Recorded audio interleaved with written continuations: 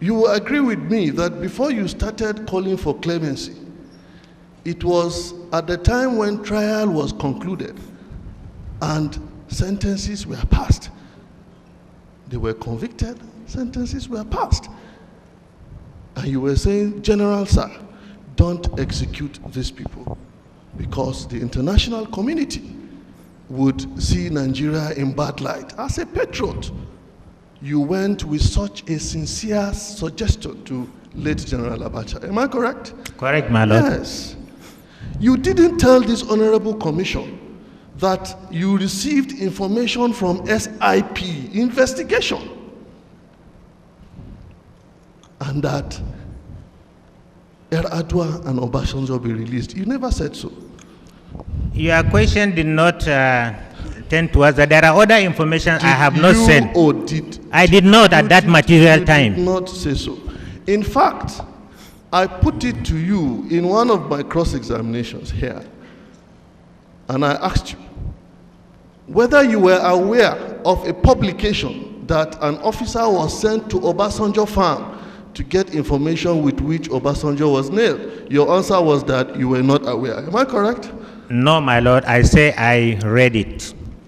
You also said that you were not the DMI at that time, because in that publication too, it was alleged it was the DMI who was behind it. You said you were not a DMI at that time. The transcript of my testimony can be brought. What I said is that I was not the DMI when Obasanjo was arrested and everybody in the 95 coup. I was not the DMI when they were arrested. On behalf of the Nigerian Army Intelligence Corps, which I was once the DMI, and on behalf of the instrumentality of my office that was used to violate your human rights, I will do sincerely apologize. It was not intended to be so. So please do forgive us and let's forge ahead. And I would like to say here, my lord, relying then on the... Can I clap for 1 minute?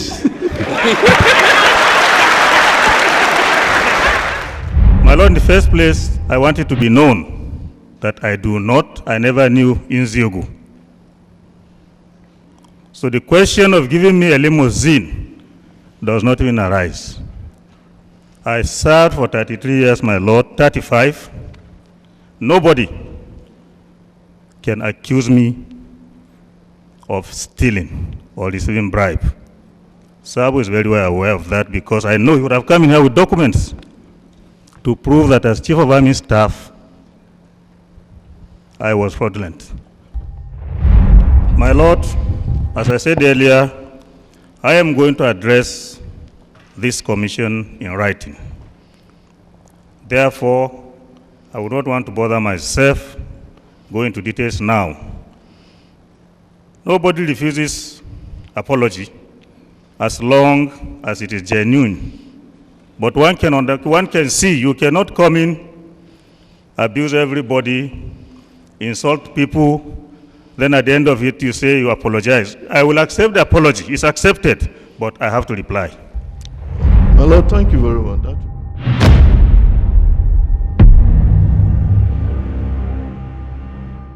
In this episode, the former Director of Military Intelligence, Brigadier General Ibrahim Sabo, is on the hot seat. He is being cross-examined for his role in the arrest and detention of the petitioner, Chuma Nzeribe. In previous episodes, we have heard the testimonies of Colonel Stephen Idehere, Colonel Olanipekun Majeobi, Major Adeka, Captain Dulaha, and the petitioner himself, and the role they all played in violating his fundamental human rights. Today is the turn of the crafty General Ibrahim Sabo. He is being cross-examined by the counsel for Lieutenant General Ishaya Bami, YC Michael. Michael engages Sabo in a lengthy and intense cross-examination session, after which Sabo publicly apologizes to the petitioner. He also initiates a public apology with General Ishaya Bami, but the former Chief of Army Staff had other ideas. Bami, who served under the military administration of late General Sani Abacha, was arraigned by the Lagos State government of the attempted murder of publisher of the Guardian newspaper, Mr. Alex Ibru, and an eminent Delta State indigene, Mr. Isaac Pobeni. He was discharged and acquitted on 2nd April 2008 of any wrongdoing in the saga after 9 years in detention.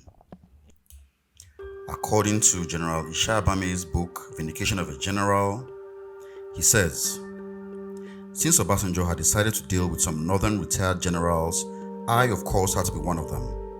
I was therefore brought to Abuja from Maximum Kirikiri Prison Apapa with Major Hamza al-Mustafa, whom Obasanjo's son had petitioned against, though I was already arrested and detained in prison. Obasanjo still had to deal with me along with some other people from the north part of Nigeria. Since he had decided to deal with particular people, he set up the Oputa panel. Many Nigerians and non-Nigerians have been deceived about the reason for the Oputa panel. I strongly believe that the Oputa panel was not designed to bring peace to Nigeria, but to ridicule some former heads of state of northern origin and prepare grounds for our conviction.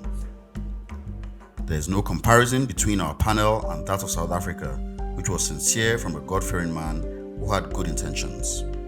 People have seen the results of the South African panel. The panel was only to ridicule people, including the panel members whose work was thrown into the wastebasket. It's a pity that a retired Supreme Court judge like Justice Oputa could be brought to carry out a job that had no purpose. I believe the Oputa panel was set up by General Obasanjo to ridicule former heads of state from the north and to show Nigerians how some of us who were known to be loyal to Abacha had already killed Nigerians. Unfortunately, the two aims failed.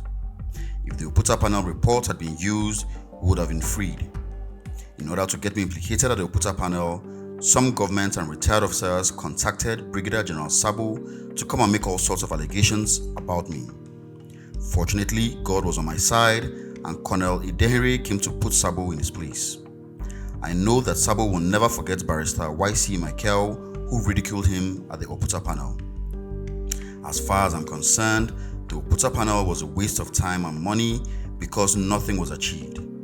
I alone benefited from the panel because all the lies told about me as the Chief of Army Staff were cleared. The greatest losers are those who were used to ridicule themselves at the panel. Yakubu Chonoko Michael went on to become a senior advocate of Nigeria, and on 18th of July 2002, he was elected president of the Nigerian Bar Association. Brigadier General Ibrahim Sabo passed away on January 1st, 2002 after a prolonged illness. If you enjoy our content, don't forget to like, subscribe, and share.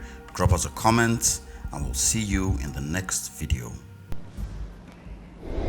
Of what significance is Exhibit 26, at least as evidence before this commission? The significance of Exhibit 26 is the independent investigation conducted by the security group in which deductions were made, observations were made, and opinions adduced. And it's in fact, as a matter of fact, it is an encapsulation of the whole thing that brought about this Exhibit 16 being forwarded to Army Headquarters. My Lord, I seek for the witness to read the report. I have a copy here. Yes. May give to the commission. Read the report. Exhibit what? Exhibit 26, my Lord. Mark it and let me read. Oh, it's been marked already. You said read the report. Yes, my That's Lord. what you said. It had, my Lord, You wanted him to read it. it had already been tendered, but it wasn't read. I know, you want him to read it. I want you to read it, sir. Oh, read it then.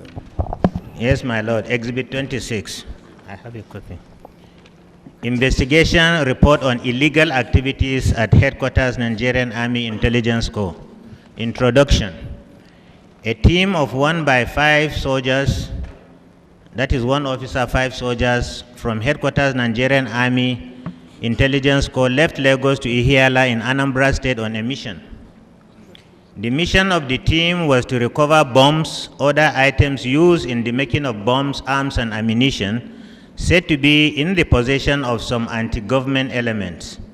The team was funded, briefed, and ordered to move on the 16th of July 1997 by the DIPC, Director in Intelligence Production Center. The team conducted its assigned task successfully and returned to Lagos.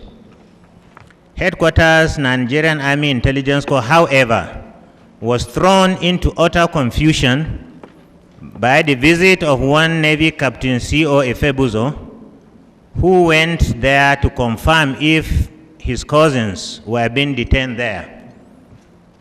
The confusion seemed to have arisen from the fact that the entire mission was shrouded in secrecy. Those who ought to be in the know were either ignorant or claimed not to know anything. General. The DIPC Colonel O. Majobe claimed that he received verbal information on some people in Ihiala who were responsible for bombing in parts of the country. The said people were also alleged to be in possession of arms, ammunition, equipment, and chemicals used in the manufacturing of explosives. He claimed to have directed the source to make the petition in writing, using a pseudonym to cover his true identity.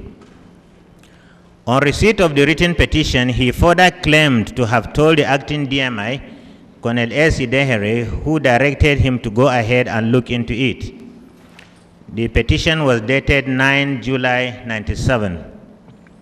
Colonel Majobe had earlier been saddled with the responsibility of coordinating the activities of the Special Operation Team SOT at Headquarters Nigerian Army Intelligence Corps. The SOT, as established by the acting DMI, had Captain FBY Dulaha as the operating officer.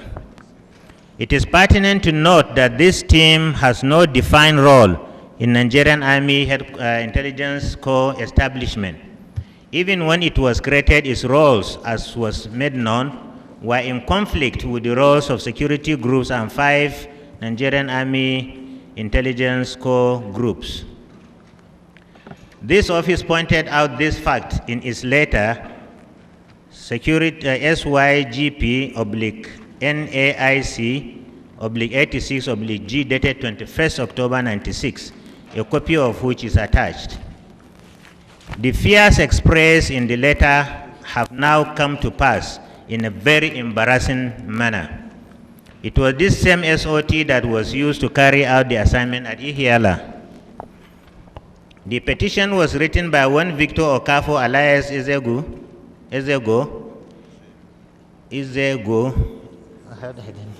Pronunciation. He alleged that Mrs. Chuma Nzerebe, Fortunatus DK, and Bonaventure Madua Fokwa have very strong ties with Nadeko. They were also alleged to be responsible for the bombings of Onitsha in particular and other parts of the country in general. They were described as dangerous, animalistic, brutal, and totally without conscience. The information on the surface should trigger off a spontaneous reaction from any security outfit after considering other factors. In its briefing, the team was given certain telephone numbers to make contact in case of anything. The numbers were given were those of DIPC 2 numbers, the acting DMI 3 numbers, and the CO81 NAEC group 1 number. The team was also directed to contact 34 NAEC detachment Owerri and the local police at Ihiala, which was done. The team also had in its guide one Paul Onyejekwe alias German. 2 vehicles were used, one belonging to Colonel Majobe and the other from a car hire service. The team was given 3 by AK-47 rifles and 60 rounds of 7.62 special ammunition. The arms and ammunition were assigned for and collected from the residence of Colonel Majobe at 5B Milverton Road, Ikoyi. However, the movement data form indicated that the team had 30 rounds of ammunition, while in fact it had 60 rounds. The pass assigned was also not in conformity with existing regulations in that regard. The arms and ammunition used for the Ihiala operation were originally signed for when Colonel Majobe, Lieutenant Colonel Adeka, and Captain Iforombe went on an assignment in Sierra Leone. The acting DMI approved and the Colonel Coord signed the letter. The issue handling and control of these arms and ammunition do not conform with the requirement for an overseas operation. It is standard procedure that no unit can unilaterally authorize the movement of arms and ammunition outside the country without due clearance from Army headquarters. There is no evidence in this case to show that such clearance was obtained. This improper and irregular issue and control of the said arms and ammunition gave room for their unlawful use when the opportunity arose. In this case, the Ihiala operation. The team was scheduled to leave on the 15th of July 97, but could not, as Colonel Majobe claimed he had not received clearance from Colonel S. Idenhere. The clearance seemed to have been obtained as the team departed on the 16th of July 97 and arrived in Ihiala same day. The team claimed to have conducted a recce in the area under the guidance of Paul Onyejekwe. Before the recce, however, the team had visited the country home of Victor Okafo, where they met a lot of people, including one Charles Maduka, who it was claimed knew the location of the cache of arms, ammunition, and explosives, and also Ifeanyi Nabufe, the chairman, Ihiala local government area. The chairman had been briefed about the team and its mission before it arrived in Ihiala, and he was subsequently introduced to the members. He in fact tried to lure Mr. Nzerebe back to Ihiala so that he could be arrested. It is rather frightening that a local government chairman had information on bombs and did nothing about it. The team was offered the traditional Igbo kola note and the sum of 10,000 naira. The team took the kola note but rejected the money. This unusual hospitality was extended to the team by Victor Okafo, alias Ezego. After the recce, the team still retired to Okafo's house to pass the night, a move which is considered very, very unprofessional. The team set about its mission on the 17th July 97 and arrested Mr. Madu Foka, but missed the other two. At an uncompleted building belonging to Mr. Nzerebe, the team dug up wired explosives, chemical substance, a few rounds of assorted ammunition, and some battery cells. A member of the team, however, observed that there were fresh diggings activity around a culvert near the house that was not there when the team went to recce the previous evening. Also, Charles Maduka, who supposedly buried the explosive and was to guide the team, didn't do it. Rather, it was Paul Onyejekwe who did, and as observed by two senior members of the team, he did so without regards to his personal safety, a fact which presupposes that the items were ineffective. Indeed, there were no explosives, no bombs. The team tried making contact with Colonel Majobe but could not. At this juncture, Captain Dulaha called Colonel Idenhere to explain the extent to which they had gone. According to Captain Dulaha, the senior officer appeared to be in the know as he asked how far had they gone. When he came on the line, Colonel Idenhere was told that the call was from Ihiala in Anambra State. He then asked what were they doing there. Captain Dulaha then said that they were on the assignment being coordinated by the DIPC, to which Colonel Idenhere answered, so how far have you gone? This gave Captain Dulaha the definite impression that the acting DMI was aware of their mission. The line went dead, however, before Captain Dulaha could brief him further. The team left Ihiala on the 17th of July 97 and passed the night at Benin. Mr. Nzerebe was sighted on the Benin-Lagos road and arrested. They arrived Lagos on the 18th July and locked up the two persons in headquarters Nigerian Army Intelligence Corps camp guard room. They reported back to Colonel Majobe, who ordered them to go into full investigation immediately. This they embarked upon until events took a new turn. A senior naval officer, one Captain C.O. Efebuzo, visited headquarters Nigerian Army Intelligence Corps on the 28th of July 97 to find out about two of his cousins who were said to be in detention there. The detainees were Mrs. Nzerebe and Madufoka. This visit caused consternations at the headquarters. The acting DMI called upon the General Officer Grade 1, Lieutenant Colonel F.E. Okosu, to listen to the naval officer and obtain written statement from him. Thereafter, he directed that the investigation be stopped forthwith. The detainees released, a letter of displeasure written to DIPC, and the team admonished. All these were done except that the letter of displeasure was not written. Rather, a letter to discontinue the case was written. Could it be that the knowledge transmitted by the naval officer that Okafo is a 419 kingpin and that the move made was retaliatory informed Headquarters Nigerian Army Intelligence Corps to declare the operation illegal? According to the naval officer, his two cousins were picked and detained based on petition by Victor Okafo, whom he described as a 419 kingpin. He also opined that the petition was retaliatory as the said Victor Okafo had once been arrested by the police ostensibly on a petition written by Mrs. Nzerebe and Madufoka.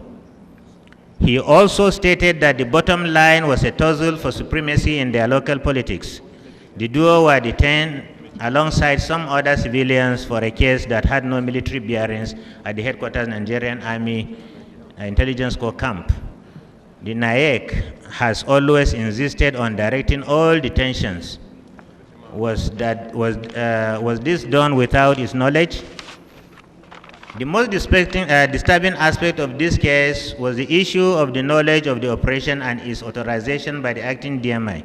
While Colonel Majobe claimed to have told the acting DMI about the petition, planning and conduct of the operation, the acting DMI on his own part denied any knowledge even when the operation was delayed by a day, as his consent has not yet been obtained. He claimed to have gotten an inkling of the operation when it was already underway, i.e. when Captain Dulaha called him. He also claimed not to have had enough details even then, and that all his efforts to trace the DIPC for details were fruitless. However, the team was scheduled to leave for Ihiala on the 15th of July 1997. The DIPC told them to wait as he had not received clearance from the acting DMI. The team eventually left on the 16th of July when the DIPC told them that he had cleared from the acting DMI. When he was confronted with the telephone conversation, the acting DMI claimed to have answered the way he did because he did not want to give the impression that he was an ineffective acting DMI who did not know what operation his headquarters was undertaking. When the team came back, the DIPC also claimed that he met the acting DMI at his house to brief him on the assignment. The acting DMI did not deny this fact, but it is on record that he also did not express any form of disapproval. He only claimed to have directed the DIPC to see and brief him further the next day. Even when he did not see the DIPC the next day, he still did not do anything. On the 23rd of July 1997, the acting DMI still needed the appearance of the naval officer to galvanize him into action to write a letter to the DIPC expressing disapproval and for the first time declared the investigation illegal. Despite this letter, however, the acting DMI went ahead to approve a pass to Kaduna for the DIPC on the 24th of July 1997.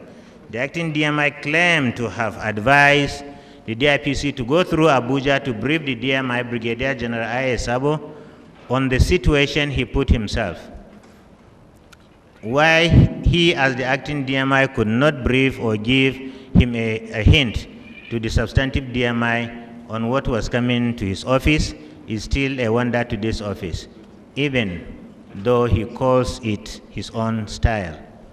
The acting DMI was also at Zuru on the 19th of July 1997 with the Chief of Army Staff, and he never deemed it necessary to give the Chief of Army Staff the briefest of the hints as to what was happening at the Headquarters Nigerian Army Intelligence Corps. He had the opportunity to brief the two most senior, most important people he had immediate access to, whether personally or by phone, yet he never did.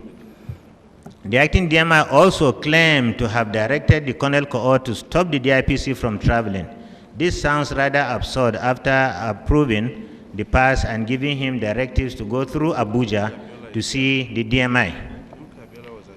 This act in itself appears contradictory and must have been done in anticipation of the situation such as this. Most of the acting DMI could have on his own also tried seeing and stopping the DIPC personally if there was a genuine desire to actually do so. The DIPC left for Kaduna on the strength of the pass duly signed by the acting DMI. He was to be a member of the Staff College qualifying exam holding in Jaji. When the lead was finally blown open, Headquarters Nigerian Army Intelligence Corps, now in desperation, tried to get in touch with the DIPC to return to Lagos.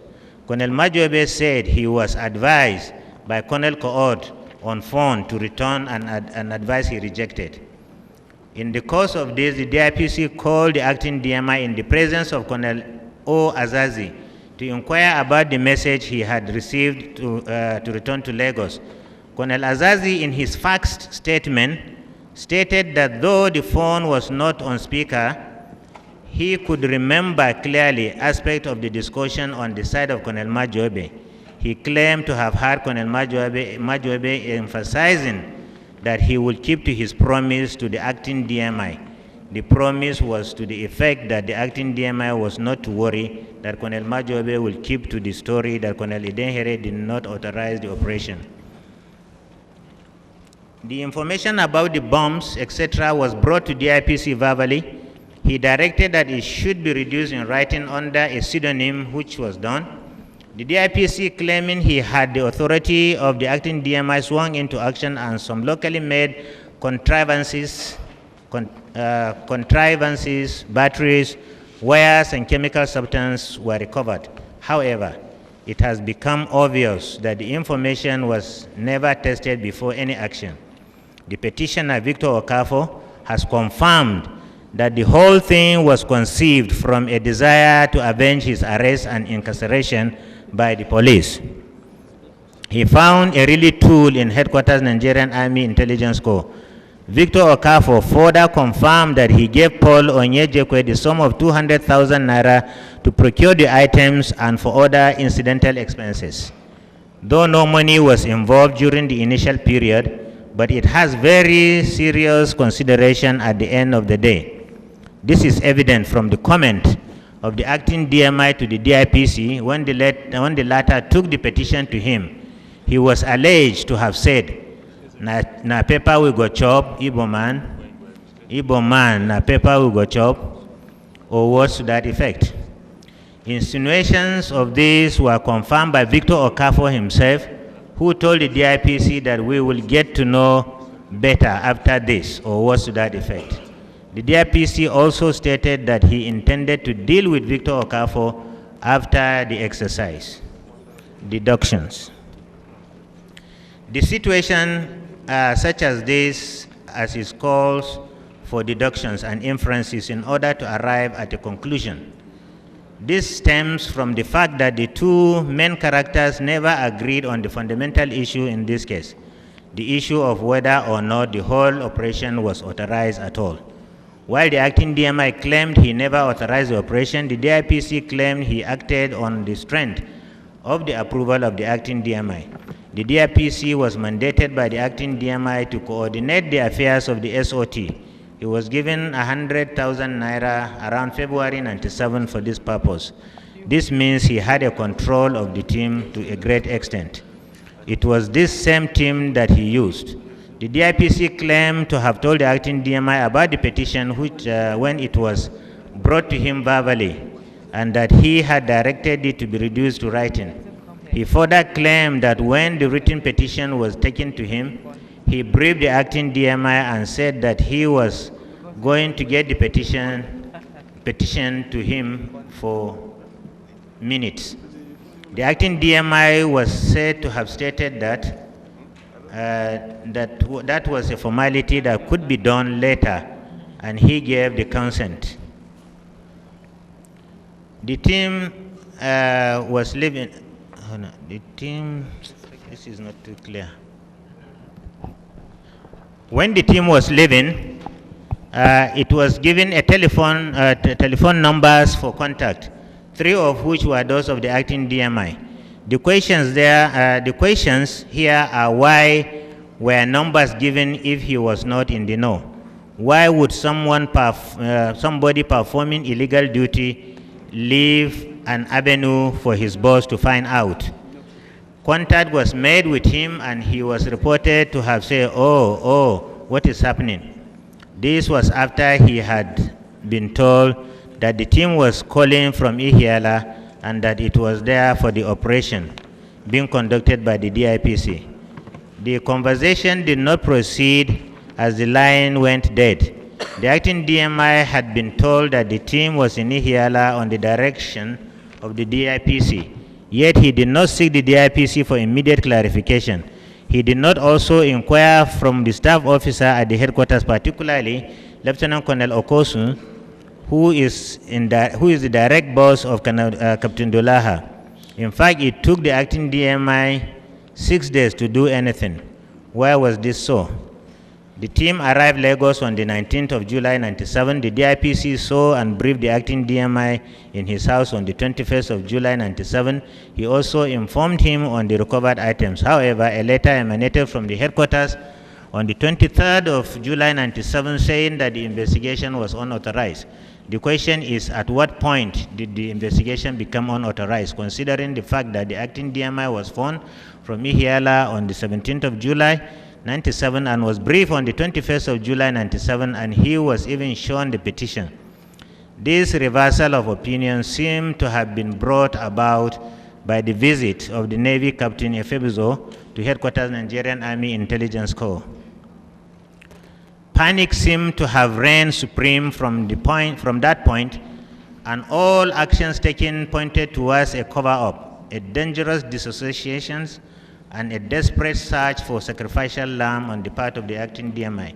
From all the above, knowledge of the petition, operation, and subsequent investigation could be ascribed to the acting DMI. However, the facts, I take that again, my lord. From all the above, knowledge of the petition, operation, and subsequent investigation could be ascribed to the acting DMI. However, the facts message statement of Colonel Azazi is rather revealing. Though he had only one side of the telephone conversation between the DIPC and the acting DMI, his version was so succinctly put that it left no iota of doubt as to the true position. In this same vein, also a note being sent by Colonel Majoebe from this office to Colonel Yakase was intercepted. In the note, Colonel Majoebe stated that the operation was duly authorized by the acting DMI, that I decided to protect the acting DMI more because of General Sabo, who appointed him. Certain video cassettes were obtained by the office to aid investigation. In these cassettes, that's the video cassette we saw yesterday partly, the desecration of the Naira was unbelievable. Not only were Naira notes used as carpets, they were also used as tablecloth upon which drinks were laid. This untoward behavior was exhibited by Victor Okafo, Larry, and his brother Victor, and other cohorts, among whom were some military personnel. Notable one is Lieutenant Colonel S.N. Chikwe, is in that exhibit 16, which was sent to Army headquarters for court-martial. The currency of a sovereign state could be so desecrated by anyone is not only abominable, but goes to show blatant disregard of the issuing authority, that is the federal government of Nigeria. Precision weapons like pistols were also freely used by unauthorized persons, civilians, and some policemen, in the presence of the said Lieutenant Colonel Chikwe and other military personnel there present. They did not report or even bat an eyelid.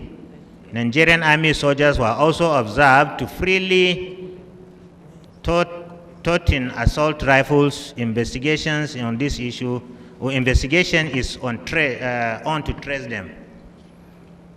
The acting DMI had, in the course of this investigation, tried to mudsling and particularly hogtie and intimidate investigators. He accused the CO security group of being in the same camp with the DIPC and that they were out to destroy him. He further went to say that the security group had a hidden agenda to destroy him and that no one can destroy him. Rather, he will destroy anyone. These allegations and assertions were made in the presence of the DIPC, Captain Hassan, and other headquarters HQ Naik staff. His attempt at hog-tying, intimidating and blackmailing investigators did not stop there. The acting DMI went further to say that he will put his stand in writing and copy the Chief of Army Staff and the DMI. Indeed, he said he will give the DMI 2 copies, as he was sure that that way a copy will get to security group. This office is yet to receive such a write-up to this moment. Findings. During the investigations, the following came to light: that one Victor Okafor alias Ezego made a verbal report about bombing activities against people of Ihiala to Colonel Majobe. Against some people in Ihiala to Colonel Majobe. That Okafor was directed to reduce the petition in writing using pseudonym. That the written petition was handed over to Colonel Majobe. That Colonel Majobe claimed to have briefed the acting DMI, Colonel Edenhere, about the petition. That Colonel Majobe claimed to have been authorized by the acting DMI to look into the case. That Colonel Majobe was tasked to coordinate the affairs of the SOT at the headquarters. That Colonel Majobe raised and briefed a team from SOT for a mission in Ihiala, Anambra State. That the mission was in retaliation to the petition written by Victor Okafor. That the team of 1 by 5 soldiers was led by Captain Dulaha. That the team was given 3 by AK-47 rifles and 60 rounds of 7.62 millimeter special ammunition. That the arms and ammunition were signed for from the residence of Colonel Majobe at 5 Milberton, Ikoyi Road. That the movement data reflected 30 rounds of ammunition as against 60 rounds the team was given and was signed by Colonel Majobe. That the team was given some telephone numbers, 3 of those belonged to the acting DMI. That the team contacted the acting DMI on phone from Ihiala. That the acting DMI asked what the team was doing there. That Captain Dulaha gave him a brief rundown. That the acting DMI gave Captain Dulaga the definitive impression that he knew what was happening. That the acting DMI acceded to knowing about the operation in order not to leave impression that he as the head was not aware of what was going on. That the team visited and indeed slept in the house of Victor Okafor. That the team conducted a recce of the general area of operation 1 day before the operation. That the team arrested Bonaventure Madufokar and searched the houses of Fort Dike and Chuma and Zerebe. That some locally manufactured contrivances, chemicals, substance, gunpowder, wire, batteries, and assorted rounds of ammunition were discovered in an uncompleted building belonging to Chief Chuma and Zerebe. That a member of the team made an observation about fresh digging around the area, which was not there when the team went on the recce the previous day. That the team arrested Chief Mr. Nzerebe along Benin Lagos Road. That the team returned to Lagos and remanded those they arrested in HQ Naik Camp Guard Room after informing the DIPC. That the team went into investigation immediately. That the team briefed the acting DMI on the return and achievement of the team on the 21st July 97. That what Captain Efebuzo went to headquarters Nigerian Army Intelligence Corps on the 23rd of July 97 to find out if Mrs. Nzerebe and Madufoko were in detention there. That the visit of the naval officer prompted the acting DMI to direct that the investigation be stopped. That a letter was written to that effect and detainees released. That the DIPC tried to surreptitiously register the petition about the time the operation was declared illegal.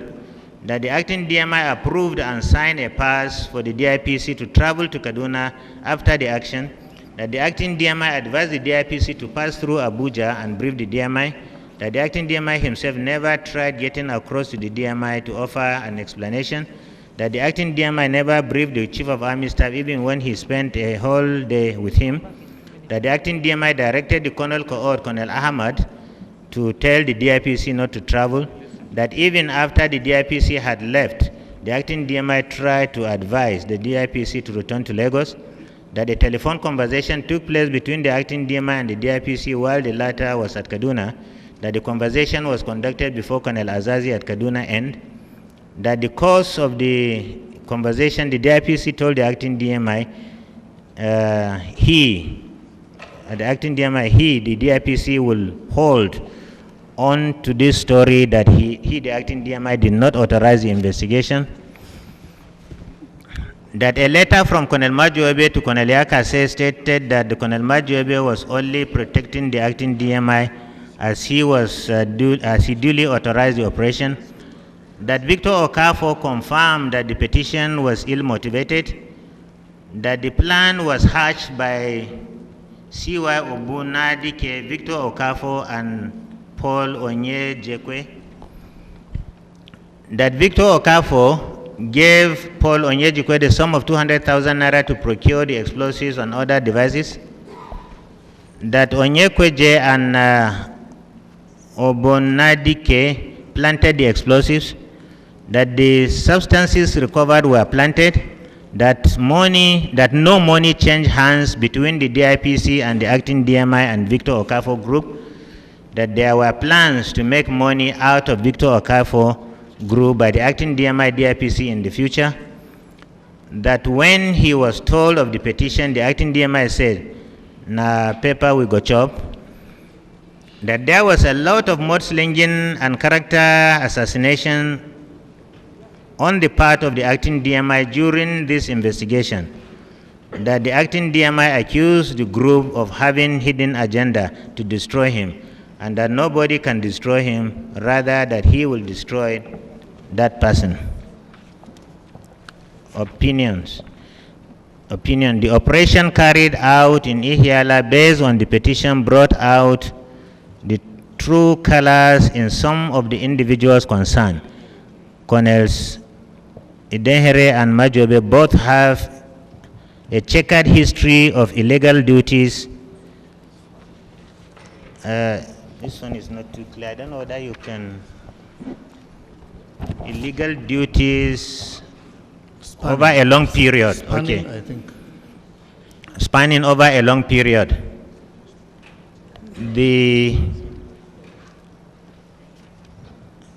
I can't read the legality or otherwise of the operation also centered around them. Colonel Majobe had known. We spent about half an hour on this. We spent about half an hour reading. We're to the end, my lord. Go ahead.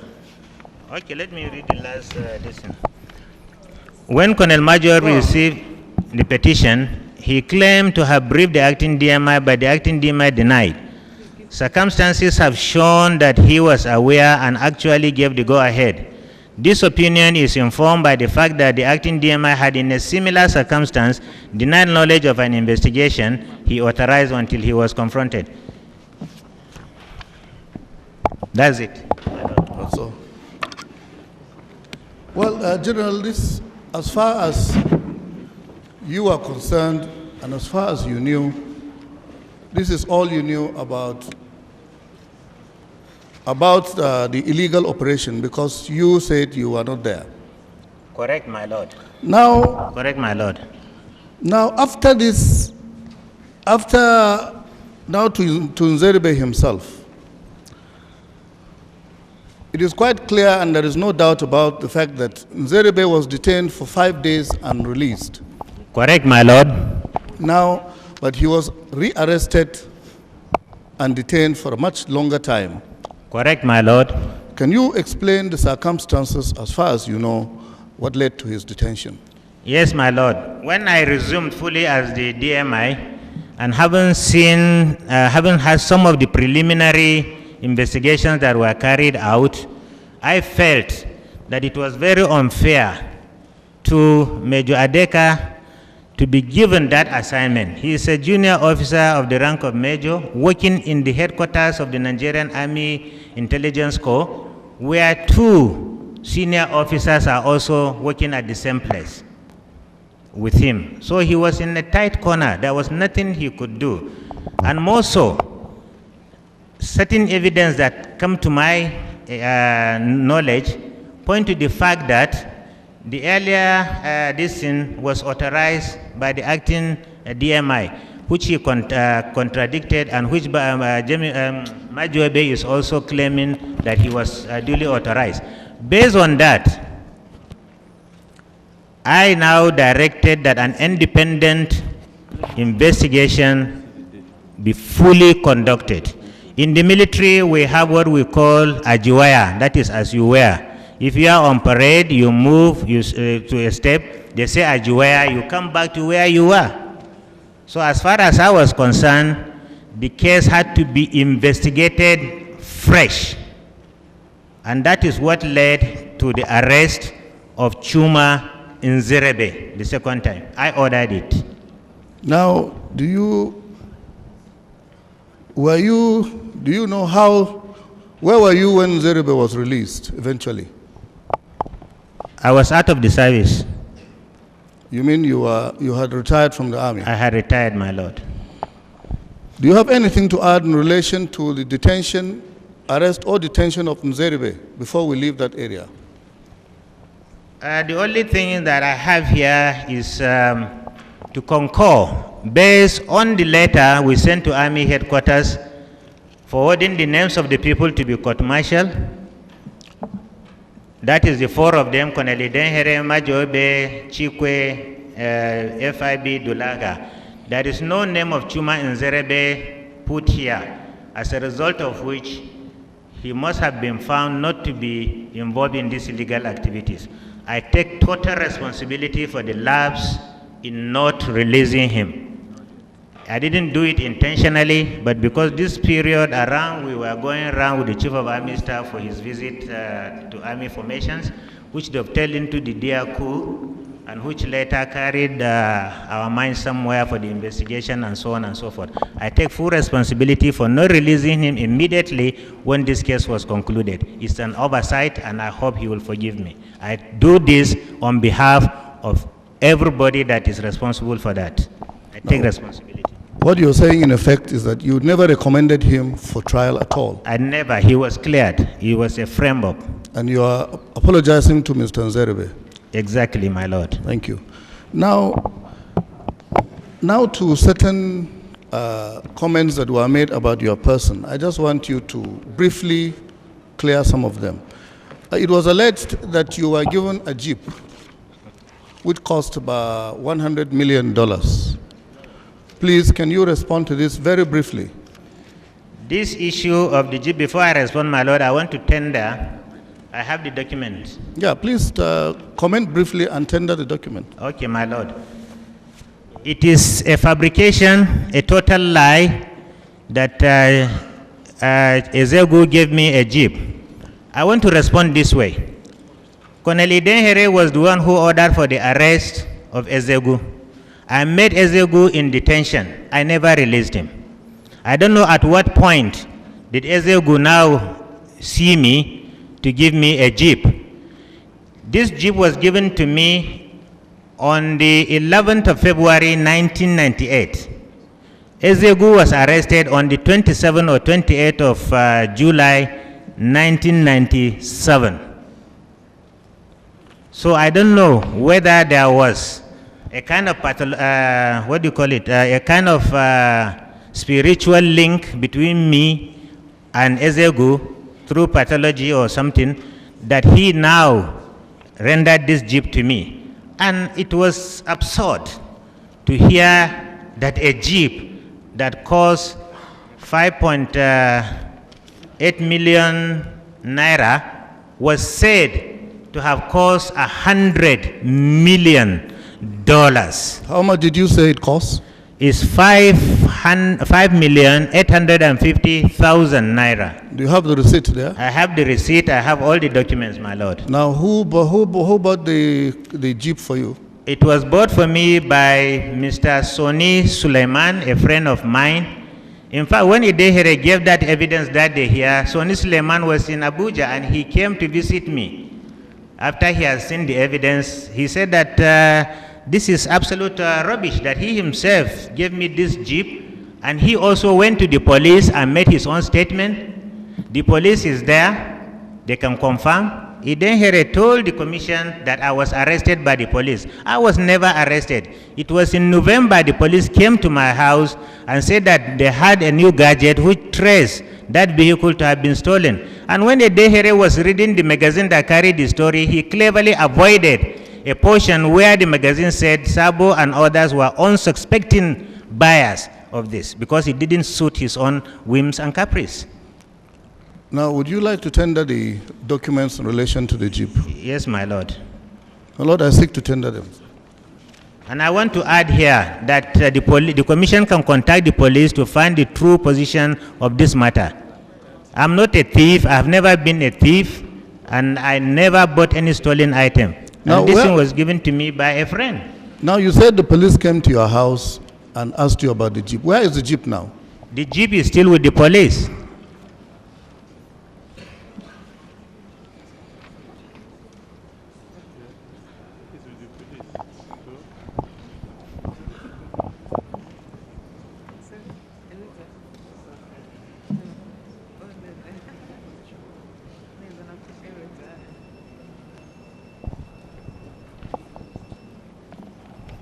Would it be 30? Every 30? Yes, my lord. Now, did you ever make a statement to the police? The police, in fact, when the jeep was taken to the house, it was my driver who, to the police headquarters, it was my driver who drove it there. Then later on, they sent a form for me to write what I know about the jeep, which I did. And they confirmed to me that they have received my statement and that they're investigating. They also are trying. Up to now, they have not concluded their investigation. They say at the end of it, I may have to be refunded the money, the cost of this, after having found out the person, the dealer, who sold the vehicle to my friend. Now, it was alleged that your dissertation at the War College was prepared, written, and bound for you by Colonel Majiogbe and Colonel Akinyemi and others. And in fact, indeed, Colonel Idéhere himself. Now, please, can you comment on this briefly? Briefly, yes, very my briefly. Lord. The documents we tendered, I don't know the exhibit number, attest to the fact that my handwritten scripts were there. It was on the behest and advice of people, including Colonel Idéhere. Yeah, exhibit 18. That exhibit. It has complete documents containing my chapter by chapter handwritten, this plus my dear sponsors, comments, and so on and so forth. It was, in fact, in consultation with Idéhere that a decision was taken that I should be sending it to our own DIPC to save me from cost, because we have a production center that can do that. So whatever I wrote, I bind them together, send my orderly to Lagos to give them to type, and they bring it back for me for proofreading. Is there, War College is there, and my Viva. The defense of my Viva, it is attested in my own course report that it was conducted by external and internal assessors. I cannot see how I could be able to defend something successfully. It was the best defense. It was stated in my course report, something that I have not written. Except if the integrity of the external and internal assessors, and indeed the War College, is also going to be put at stake. My handwriting is there on the papers submitted. Now, General, in 1973, you attended a course at the Nigeria Military Training College. Judge, yes, my lord. Judge, yes. In 1979, you attended a course. Advanced Infantry Officers. In, was it in the United States? United States of America, Fort Bend in Georgia. Now, in 1981, you also attended a senior officers course at Command and Staff College at Jaji. Correct, my lord. Now, please, can you take a look at these and see if there's the reports? There is another one of the Command and Staff College, Pakistan, comparative. I see. Comparative Staff College. I think it must be attached to the one from Jaji. Take a look at them. It's not here, my lord. Are you tendering them one by one or as courses attended, one exhibit?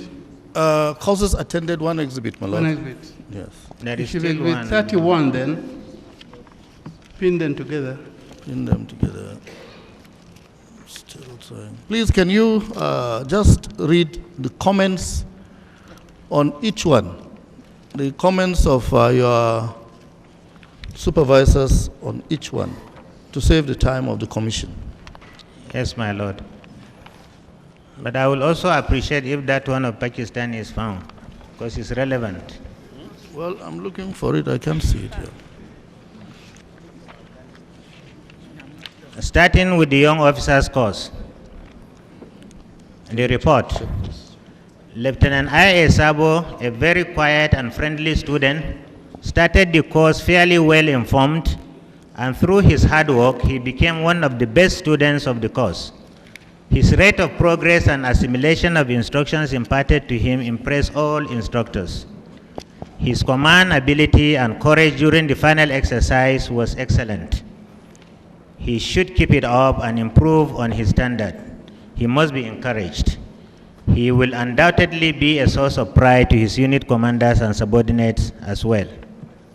The one of the advanced infantry in United States of America. Captain Sabo completed the IOAC 2-79 in an excellent manner. He has shown a positive attitude throughout the course. He participated in class discussion, and his solutions are reflected mature and sound judgment. Captain Sabo did well in all the field training and retained his enthusiasm despite the cold weather to which he was not yet acclimated and his illness caused by the weather. Captain Sabo failed the initial PT test due to the shoulder injury, but was able to take the final AFPT test. He was able, however, to complete the 5-mile run in under 15 minutes, despite his injury. Captain Sabo was very diligent in his studies. His mastery of English language enabled him to keep pace with his peers. Captain Sabo received a go on 16 tests and a no-go on the weapon exam. He is a very effective speaker and writer. His decision and information briefings evidence detailed preparation and an orderly, thorough process. His paper on philosophy of leadership was the only one in his court and one of the 18 out of 210 submitted by the class to be published. He is the epitome of the military. His uniforms were maintained in an impeccable state at all times. His conduct at social functions was beyond reproach. He is I highly recommend Captain Sabo for additional training in United States of American schools, service schools.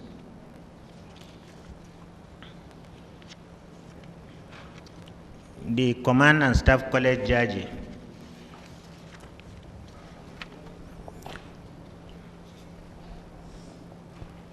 An extremely high-grade officer who has worked very hard to benefit to the maximum from the course.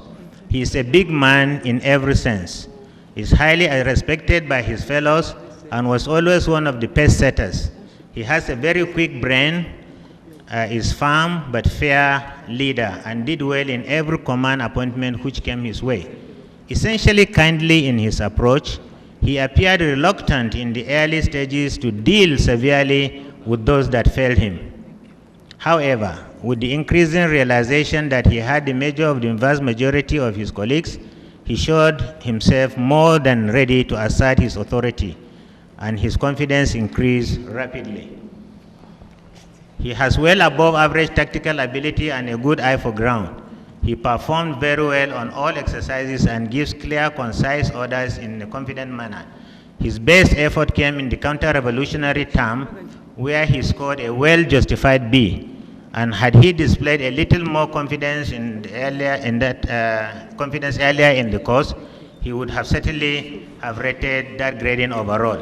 His written work is very good, and he produced a high-grade final service paper, which was among the very best in the division. His routine staff work is excellent, and his exercise papers are also extremely impressive. I'm in no doubt that Major Sabo has a very bright future. He is capable of filling a testing grade 1 appointment now and will make a very good battalion commander. He will do well as the junior division of the staff college as an instructor, and must be a strong contender to return to the senior division as a chief instructor sometime in the future. Now, you also went to Pakistan. Please take Correct, my lord. Please, can you take a look at this? My lord, can this be admitted along with the other documents?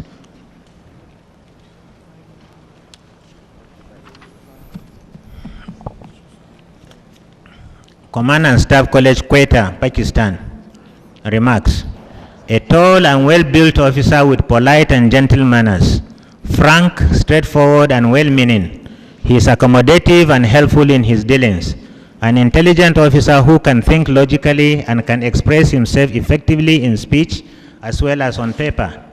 Worked regularly and took keen interest in his studies. He has developed good all-round understanding of the professional knowledge which he can apply to a practical situation quite imaginatively, can analyze tactical problems systematically, and can work out viable options. A methodical officer who can produce satisfactory operational staff work. He is fairly quick and rational in decision making.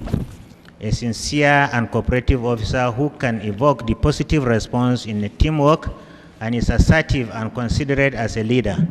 A mature and responsible officer who will do well in command and will make an efficient staff officer. A motivated and practicing Muslim who has created positive impression on his friends. With their dignified and friendly approach, Major and Mrs. Ibrahim proved to be excellent representatives of their country and were a prominent and popular couple from among the allied officers community at the college. Thank you. Now, please, there was also an insinuation that because you are not a trained military intelligence officer, you are not fit to hold the office of Director of Military Intelligence.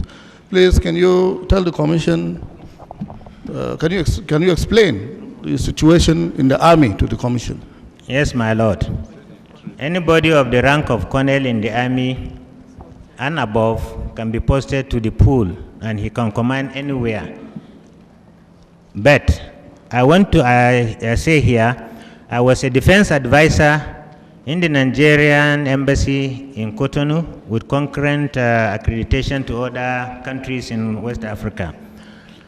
Before I went there, we attended an intelligence course at the Defense Intelligence Agency, DIA, and that put me on a proper descent. Any military officer, be him infantry, engineers, and so on, that is what we call the intelligence appreciation during the war. This is to show the various levels of intelligence network and so on. It's part and parcel of the training. So to insinuate that I was not trained is to give a dog a bad name in order to hang it. But this time around, I would have even said that is to kill the dog and later give him a bad name. My lord, I was not the only non-Naik officer to command the intelligence corps. My immediate predecessor, General Serki Mukhtar, was not of the Int. General Abdullahi was of signals. he was not of the int. General Akilu was from the infantry. If you remember the Metesine episode, he was the commander of the battalion in Kano when the Metesine episode took place. He was not an original int personnel. You can name so many. What about Aliu Gusau? He was of the infantry before he came into the corps. What about General MC Ali? The same thing, my lord. So there was nothing peculiar about your appointment as DMI? There is nothing peculiar, my lord. You were referred to as a member of a killer group. It's very important that you explain not only to the commission but to Nigerians. You know, you must respond to this. Yes, my lord. Colonel Idenhere that day said that I'm a member of the killer group comprising Idi Musa, myself, Olu, Frank, and so on and so forth. But he was unable to pinpointedly say, you kill this man, you kill that man, you kill that man. If I were a member of a killer group, for God's sake, where will I have been today? Maybe he wanted to put the killer group in court to show that the group killed his own personal zest and interest of illegalities. If that is the case, yes, I admit I am a member of that killer group of killing his own interest. I have never killed any human being. I will never do that.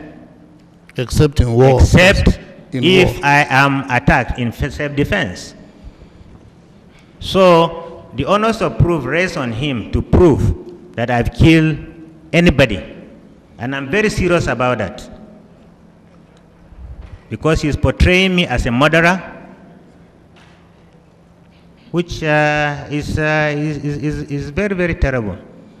Well, lastly, General, I would like you to take a look at Exhibit 10, which Colonel Idihere tendered before the commission, and indeed alleged that you not only conspired with other officers, but indeed you ordered officers to fabricate evidence against General Obasanjo.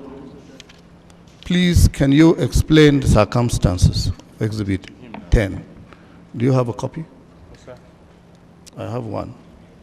Give him the two.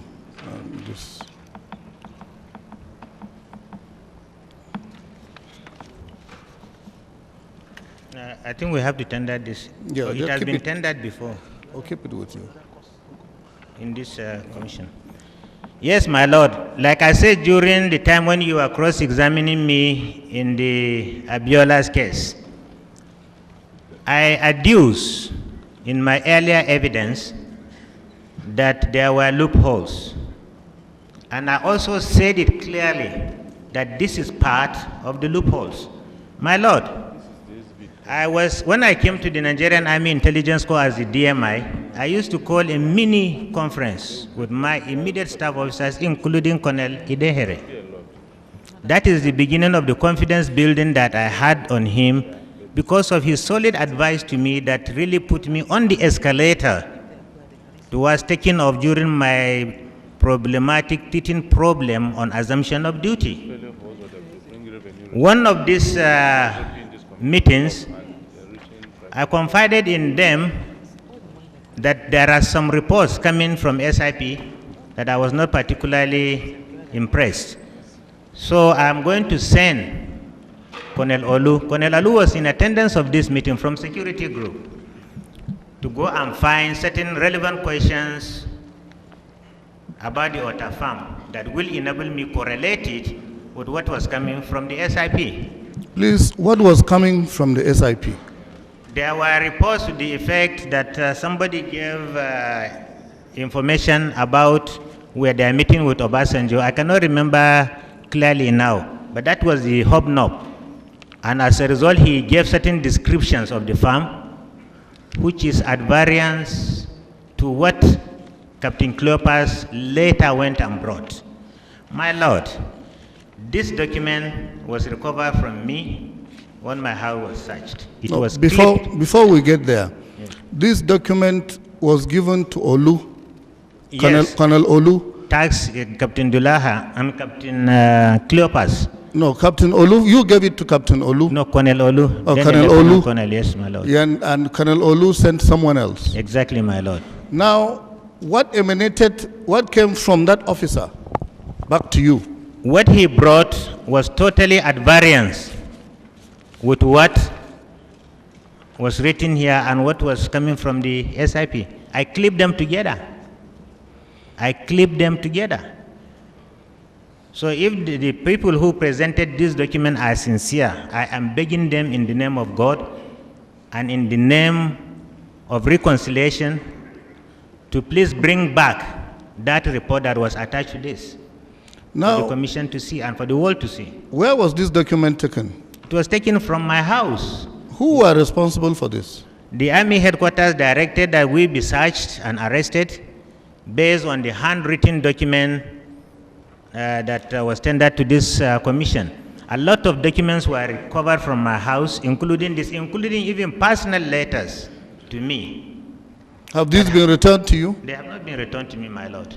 And you believe it is from this pack of documents that were retrieved from your house that Colonel Idihere got this document? Properly, my lord. Now, in a situation like this, where would these documents and things taken from your house have been taken to? They should have been in the custody of the Nigerian Army, and the Nigerian Army would have sent them to the Nigerian Army Intelligence Corps. There is an exhibit room in the security group which we keep all these recovered items.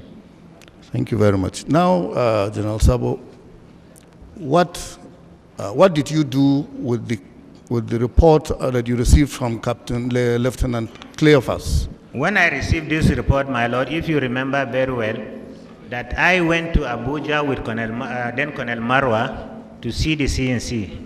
And we went through Major Hamza al-Mustafa, we saw him. And I said in my evidence here, Mustafa said that we should look if there is a congenial atmosphere to request the late CNC to similarly see to the case of Obasanjo and Eradua. I said it in my evidence here. But that conducive this thing was not there because I haven't got enough to show for it. But at a later date, I went there and saw him. And we discussed, and I told him that there is this report coming, which is at variance of what is being adduced. And so there was the need to really release these two people to go for credibility. And General Abacha was angry with me. No, wait, that document only relates to General Obasanjo's case. Exactly. What about the case of late General Shehu Eradua? It was all the same thing. I haven't got, because already Colonel, what is his name? Please, can you help me? No, the Colonel, the CO5 Naeg you made mention of, Nwadike, had already tackled that issue. It was in consonance with that and this, and the SSS and the handlers that messed up the whole case, that I went to brief late General Sani Abacha on this Obasanjo issue and General Eradua's issue. What was General Abacha's response to you? He fumed that I had just been appointed as a DMI. I have not stayed long. I should go back and study the situation before I bring such suggestions to him, which I went back to Major Mustafa. I said, Oga is not with me today. Oh. So when we came back to Lagos, I called the same set of officers and said that this could not go through. And the CNC was annoyed that I have not stayed long and I'm bringing such issues. Now, please, was this discussion between you and late General Abacha published in any document, any newspaper or magazine? It was published, my lord, and this is the type of characteristics of Idenhere. He will carry a lot of information. In which magazine was it published? It's in Tel magazine, my lord. This is the time when we were in detention. What date? Tel magazine of February 1st, 1999. Now, my lord, this has been tendered in the Dia case, but I seek to tender it in this case, my lord.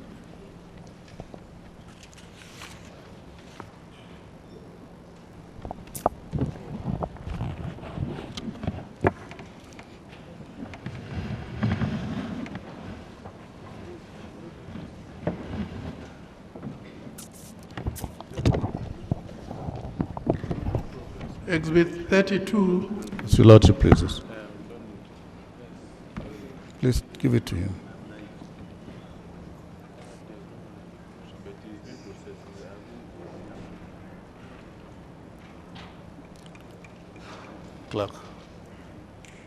Clerk, can you give him the exhibit? Please, can you read that portion of the newspaper, the magazine, that referred to the incident between you and General Abacha?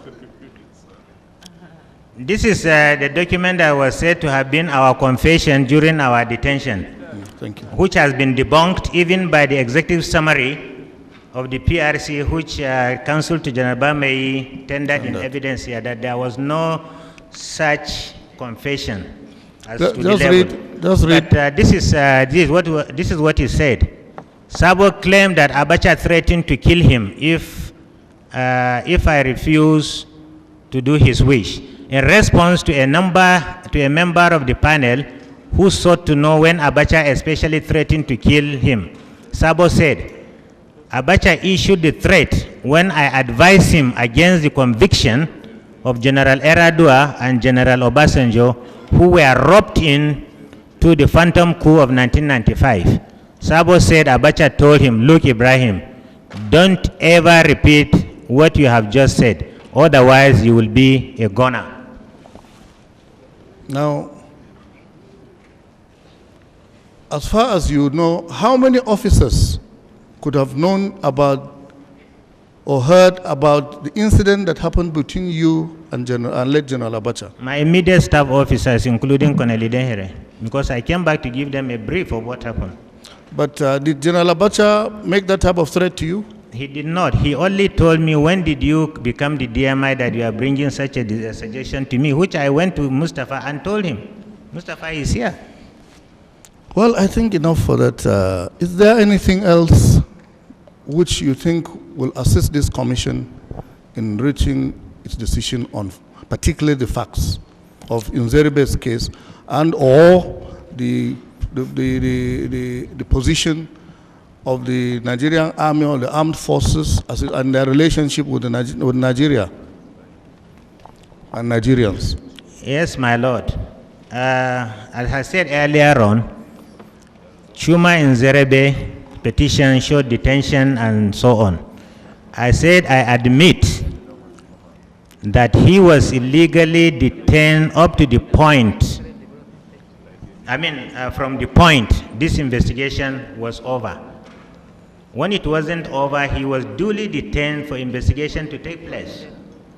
But as at November, when this report was ready, he should have been released. He was not. So from November to the time of his eventual release, I said, I've taken full responsibility. The advice to the younger generation we are leaving behind is that we have to be very, very circumspect in whatever we do. We have to be very, very circumspect in whatever we hear. I will give an example. During his testimony, Colonel Idenhere said, we imprisoned General Abacha and cultivated a steward in his house who was passing information to a Marabu. That is not true. This information, I passed it to them during the DMI's weekly conference in Lagos.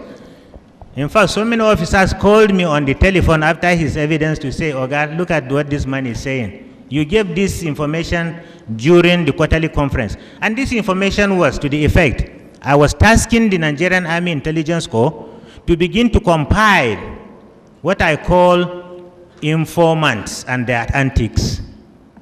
Because all informants cannot be taken hook, line, and sinker. There are some of them who are 419 informers. There are the spiritualists who will come and tell you that the crystal ball said this and that, and you believe them hook, line, and sinker, and you derail. I gave that example of a particular West African Francophone leader. I will not mention his name, who had a Malam, and that Malam cultivated his steward. And that steward had the telephone number of that Malam. Every day when that president dresses in a dress like this, the steward will telephone the malam to say, Oga is dressed in such and such a dress. And the Oga now, the malam will now call and say, crystal ball say, you are wearing such and such a dress, go and change, it's not good for the day. Then he always plants a tape recorder. If the president of that country was having a private audience with anybody, the steward will tape every conversation and take it to the malam. After some time, the malam will say, it appears the crystal ball is telling me you had a conversation with such and such a fellow, and so on and so forth. Please be very careful in this line, in this direction, and so on and so forth. So that president of that country became totally submissive to that malam. And it is 419er. I gave them that example. And he didn't hear it now, turned to use it against me. It's pathetic. That is the fog of life. This is somebody I had absolute confidence in. This is somebody that I suggested that he be appointed to act on my behalf. And you also asked him here, was there any disagreement between me? He said no. So I don't know whose interest he is carrying now. My Lord, that's all I have for the witness. Thank you very much. Cross-examination? Yes. Yes.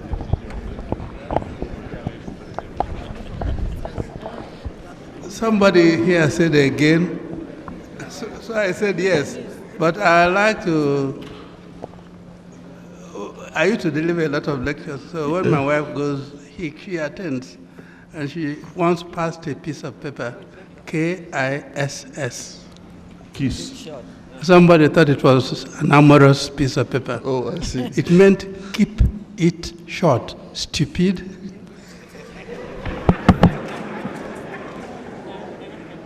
To keep the kiss short. Keep stupid. The kiss short, my Lord. Well, but somebody had a new version. Keep it short and simple. Well, my Lord, my own understanding of that is that my Lord was asked to make the kiss short and simple. I'll make it short and simple, my Lord. Yes. General Sabo, my only problem with you is that even though you had set a standard for yourself, yet you have not been able to meet with that standard. Do you remember today is a Friday? Yes, you are supposed to be truthful on a Friday. Yes, my Lord. Yes, but I found you lying on a Friday. Prove it. Yes, thank you. Can I have the particulars of the car you were given as a gift? It's in evidence. It is correct to say that by the particulars of that car, it was purported to have been cleared in the year 1996. Am I correct? Like I said, the car was brought to me. I'm coming, my Lord. The car was brought to me in February. Have you taken any time to study these papers? In fact, it was after the police took over this paper, and after that publication, Yes. that I now went to the papers and saw what was there. You were so overwhelmed by the size of the car that you didn't even bother to check the particulars of that car. Am I correct? I'm not a customs trained officer.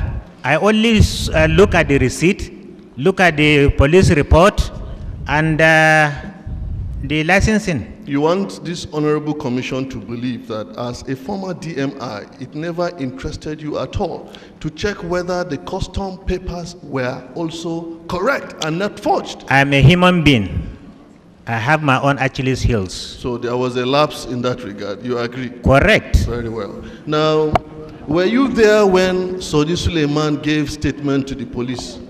I was not there, but he told me that he has been called to the police and he went there. The police is there, they can confirm. Would you be surprised to now know that Saudi Suleiman never went to the police and never made a statement to the police? I will be very surprised. Where is that vehicle right now? It's with the police. Are you aware that it has been shipped back to the United States of America? I'm not aware. Did you bother to find out where the vehicle is as at the moment? The vehicle was under investigation. My Lord, I seek to tender a police report on that. Any evidence? You just keep lying on a Friday. I'm not lying. I say I don't know where, as far as I'm concerned, you that said vehicle. He made a statement to the police. General, Yes. let's take it one by one. We are friends. No, you said that. Even though you refuse to shake hands You with me. asked me. You asked me whether I knew the vehicle was shipped. I said I don't know. Just hold on.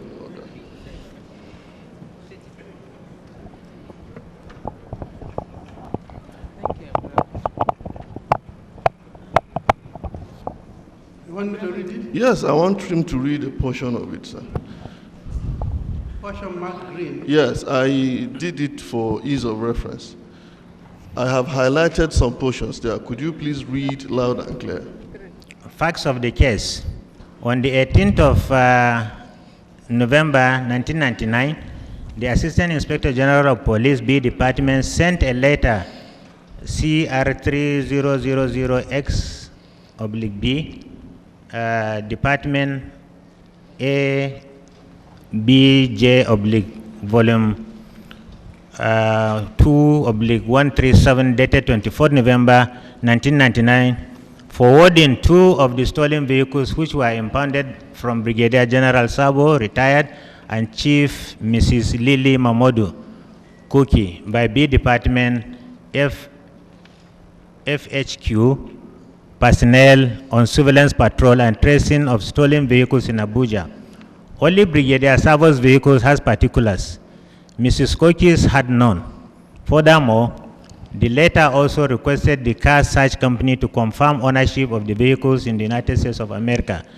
The CIB section of the D Department FHQ Abuja investigated before Interpol section Abuja was directed to talk over the case. I have highlighted, turn to the next page, please. I also highlighted another portion for you to read. Toyota Land Cruiser No, Jeep. no, please take it Is calmly. not this? Calmly, yes, calmly. Toyota Land Cruiser Jeep, registration number CF822LND.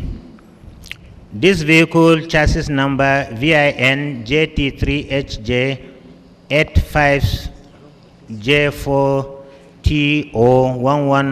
JT3HJ85J4TO114138 was impounded from Brigadier General Sabo Retires house at plot 51 Wuse, Abuja on the 17th of November 99. He volunteered a written statement claiming that the Jeep was given to him as a gift by one Sonny Suleiman of number 98 Nnamdi Azikiwe Street, Balogun area in Lagos as a show of appreciation for his outstanding performance at the National War College. From the receipt of the purchase submitted to the police by the suspect, it was indicated that the vehicle was bought from Jailal Investment of no fixed address. Detectives visited the address of Mr. Sonny Suleiman, but he was said to be out of the country as at the time detectives visited the office. But he was asked to report to this office on arrival. But up till the time of the writing of this report, Mr. Sonny Suleiman has not shown up in this office for clarification on the point of purchase. This is on the 2nd of May 2000. Now, when Colonel Idinhere testified, did Sonny Suleiman inform you that he had gone to give a statement to the police? Sonny Suleiman told me that he was called by the police and he gave his statement. Okay, please read another highlight in that the other page.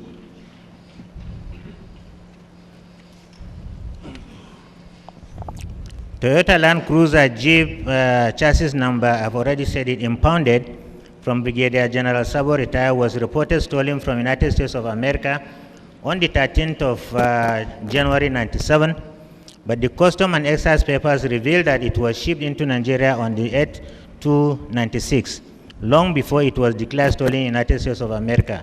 This revelation has opened up a new dimension into the matter, as the custom papers may have been forged. Thank you very much. Now, you told this honorable commission that you started working for clemency for General Obasanjo when General Marwa filed a report that there was this outcry, and because of the situation, the political situation then, it was necessary for there to be some sort of clemency. Is that correct? Correct, my lord. Yes. Now, you will agree with me that before you started calling for clemency, it was at the time when trial was concluded and sentences were passed. They were convicted, sentences were passed. And you were saying, General Sir, don't execute these people because the international community would see Nigeria in bad light. As a patriot, you went with such a sincere suggestion to late General Abacha. Am I correct? Correct, my lord. Yes. You didn't tell this honorable commission that you received information from SIP investigation and that Adwa and Obasanjo be released. You never said so. Your question did not tend to us that there are other information I have not said. I did not at that material time. Did not say so. In fact, I put it to you in one of my cross-examinations here, and I asked you whether you were aware of a publication that an officer was sent to Obasanjo farm to get information with which Obasanjo was nailed. Your answer was that you were not aware. Am I correct? No, my lord. I say I read it. You also said that you were not the DMI at that time because in that publication too, it was alleged it was the DMI who was behind it. You said you were not a DMI at that time. The transcript of my testimony can be brought. What Yes. I said is that I was not the DMI when Obasanjo was arrested and everybody in the 95 coup. I was not the DMI when they were arrested. Please take a look at Exhibit 10, Maradona. The Maradona exhibit. Gona. Take a look at it. I want you to read it again. It was the document with which information was gotten about the farm, and you are responsible for the ordeal Obasanjo passed through. Read it again. It's a lie. Read it. I said Gona, Ota, Yes. left Owode, Arrow Farm, from junction of Abekuta, oblique Owode. What is the estimated distance from the roundabout to the junction of the farm? Where left or right is the security gate? Is the road tarred or untarred? Are flowers lining it up or not? Where is the position of the office in the farm, left or right? Where is the position of the hotel in the farm in the farm? Is the main building upstairs or bungalow? What are prominent features, status, etc.? Tomorrow. Yes. That information was given to Bello Fadile. It's possible because that is the report I received from SIP that this thing was passed on, and I testified. I said it that I sent Cleopas, Olu through Cleopas, and he brought. Would you be surprised to find out that Cleopas has this original document? I would not be surprised because I wrote it in my no, you say, come again please, sorry. General himself, would you be surprised to find out that Cleopas still has this original, the original of this, not in your so-called baggage or luggage that was removed? No, I would be surprised. You'll be surprised? Yes. Okay. I will leave you with that. Now, take a look at Exhibit 26. Could you tell this Honorable Commission when it was made? There seemed to be no date on it.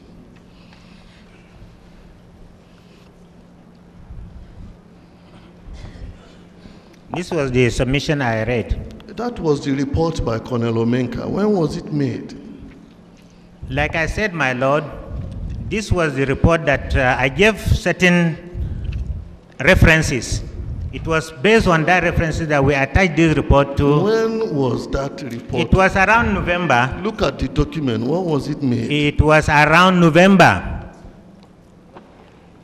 General, Look at Exhibit 26.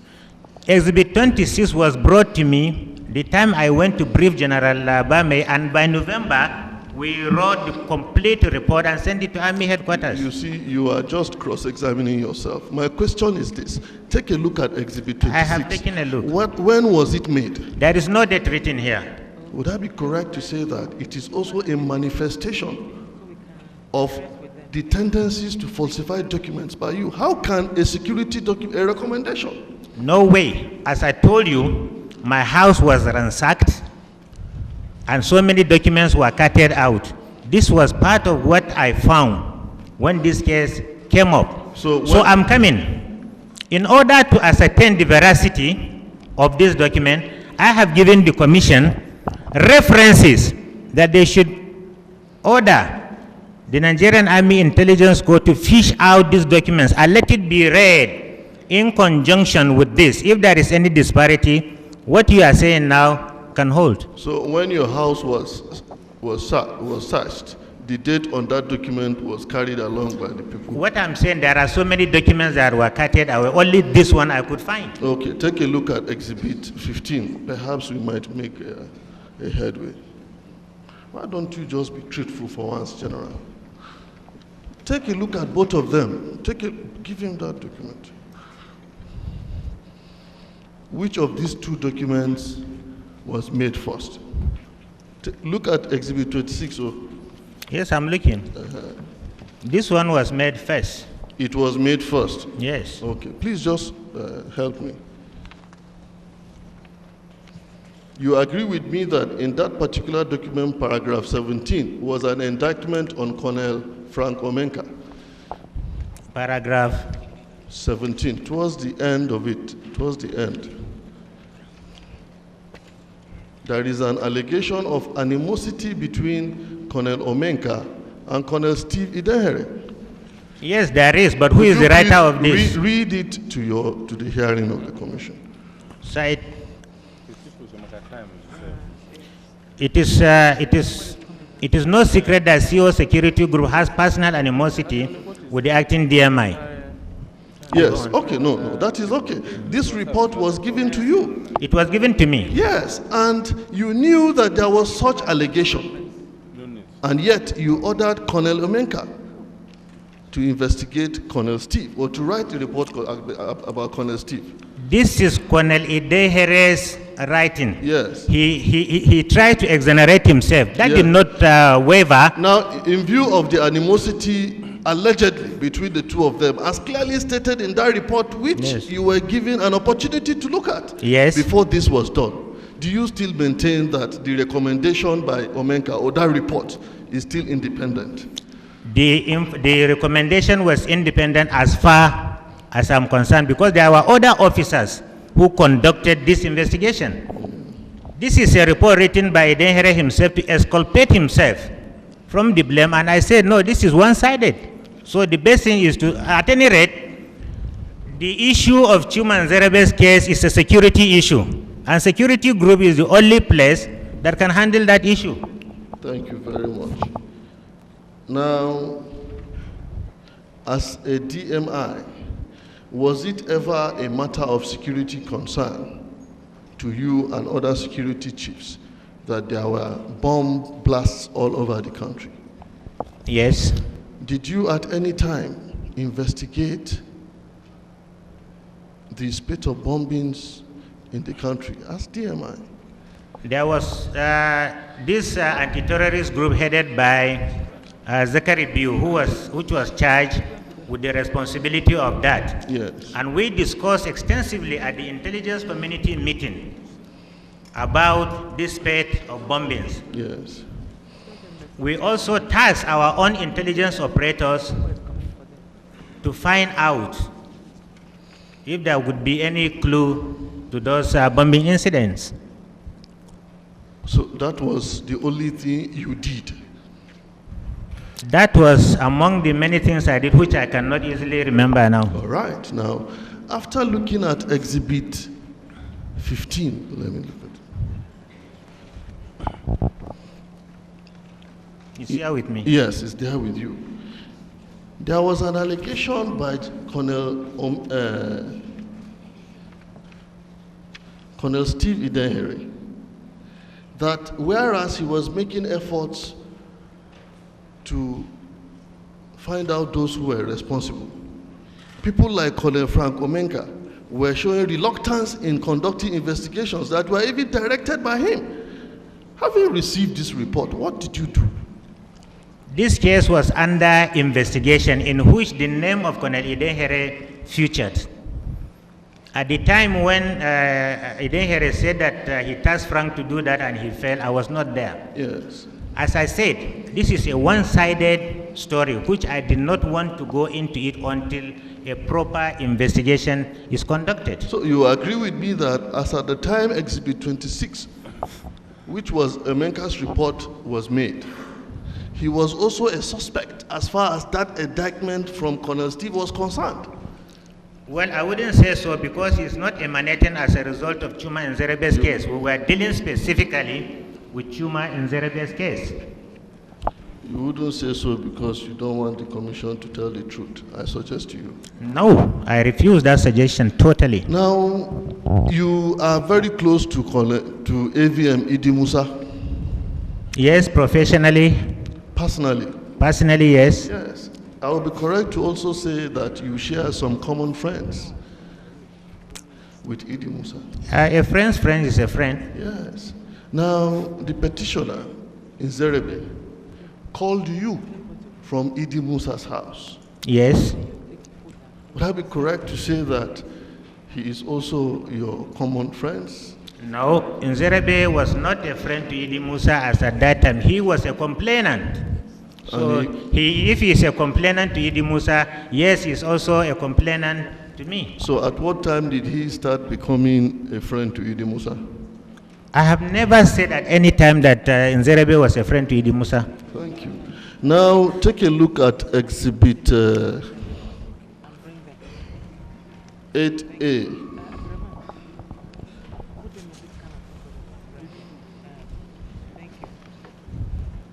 Now, when the Chief of Army Staff, Lieutenant General I.R. Bamai, PSC Daga Daga, visited the security group on the 30th of March, yes, he wrote a minute in the minutes book of the security group. Yes. He followed up with a letter. Yes. And that was the response. Yes. Would you have done otherwise if you had visited a unit and wrote a minute in a book? Would you have followed with a letter to back up what you earlier said? Yes. Would you have done otherwise, or you would do the same thing? I will write it. Yes. Now, you visited the Chief of Army Staff, allegedly by you, with this videotape. Yes. And the report. Yes. Was there any follow-up with a letter that is sequel to my visit and briefing? What? Okay. Go on. I hereby write to tell you concerning this and that.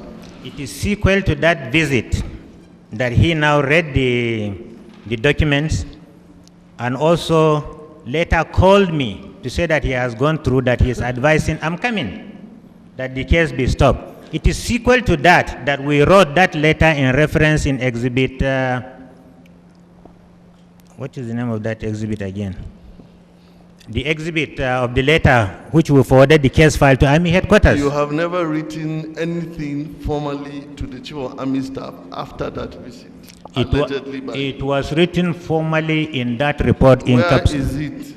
Where is it? I've given the references. I'm putting it to you, General, that you never saw General Bamai on this issue. I saw him. It is in fact, that is what I feel, that predicated on this video that I have shown, which money was flying, and that the Idenhere made mention of a lie that Ezego bought me a car.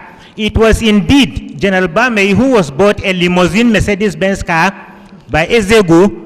Soldiers were used, 3 of them, to bring that vehicle to Abuja, and they died when they were returning. And the vehicle is in America today? The vehicle is with General Bamei. General Sabo. The vehicle is with General Bamei. General Sabo, I'm The sure soldiers who carried the vehicle are you will or never were, because sleep they are well now dead. until you call General Bama. Sergeant Dominic Inche is the driver from S&T. There is Corporal Dauda Alan, another driver who drove the 504 escort vehicle, and Lance Corporal Tafida, the infantry escort. They all died when they were going back to Lagos after having delivered the limousine which Ezego bought for General Bamei, and it's also on record. It is also known that Ezego, after our retirement, was released by General Bamei, and he became a friend of Bamei, and he was visiting the Flagstaff house. After his death, something also happened. I will say that at the later listen. Well, General Sabo, I don't expect less from you. I never wouldn't expect less from you. Would I be correct to say that it was because money was being used as tablecloth? That was why you insisted on that size of a jeep to be given to you by Ezego? Ezego never did give me a jeep. He was in detention when I returned from War College. I left him in detention when I was retired. So, as your client to tell you about his relationship, fraternal relationship, in fact, with Ezego. Thank you very much, General. Thank you very much, Michael. That's all for I hope you remain Michael. Any questions? Any other questions? My Lord, no. Any questions? My Lord, in the view of the fact that the witness has owned up responsibility for detention of Chuma Zerebe for 2 months, I really congratulate him for that, and I would like the commission to urge them. The petitioner is here now. You want to shake? Yeah, if they can symbolically show some. Please come on, sir. Chuma Zerebe.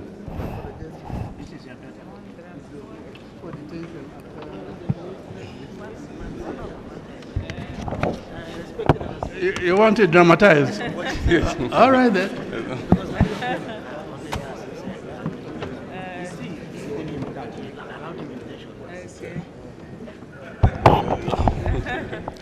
On behalf of the Nigerian Army Intelligence Corps, which I was once the DMI, and on behalf of the instrumentality of my office that was used to violate your human rights, I will do sincerely apologize. It was not intended to be so. So please do forgive us and let's forge ahead. And I would like to say here, my Lord, relying then on the... Can I clap for 1 minute?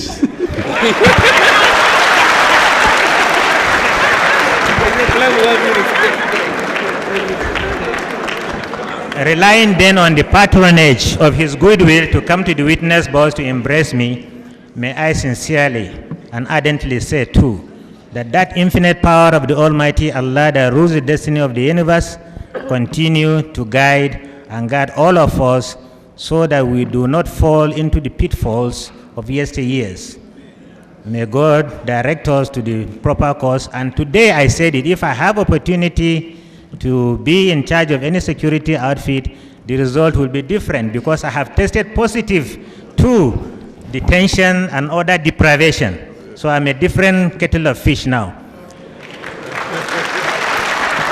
So, Chuma, thank you very much for accepting to accept our sincere apology for the detention. And I'm sure it will also teach you a lesson, because tomorrow you will be a leader, then you will not go and detain people unjustifiably.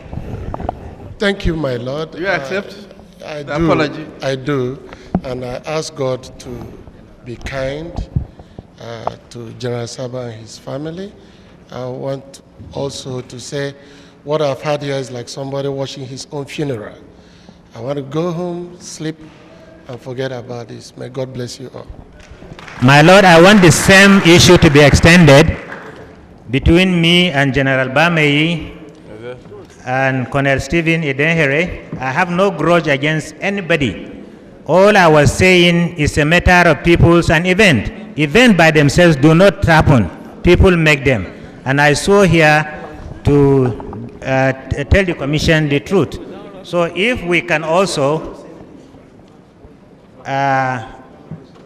agree, either today or some other day, to reconcile, I'm open.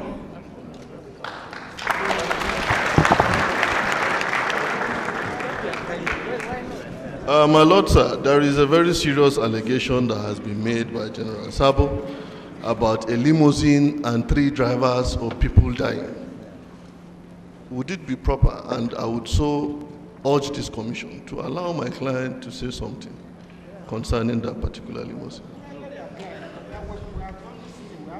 Yes, my Lord. So I want him to say something. We accept the apologies if they are really coming from the bottom of his heart, but we still need to say something concerning the allegations. Yes. Yes, actually, my Lord, since we started this Abuja sitting, we have not heard from the general. He has been a spectator all through. So maybe this is the appropriate time to hear him. Well, even in that regard, because we have not said anything in the Abiola's petition, we would ask for an opportunity to do so in that regard.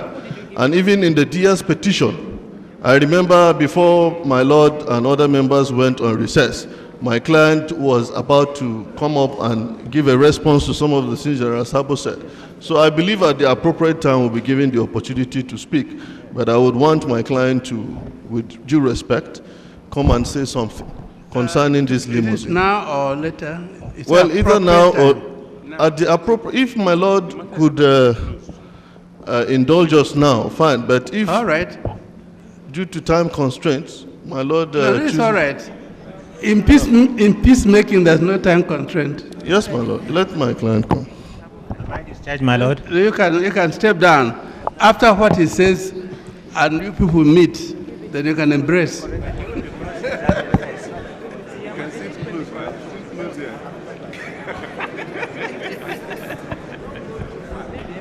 And my Lord, they seem to be wearing the same color of dresses today.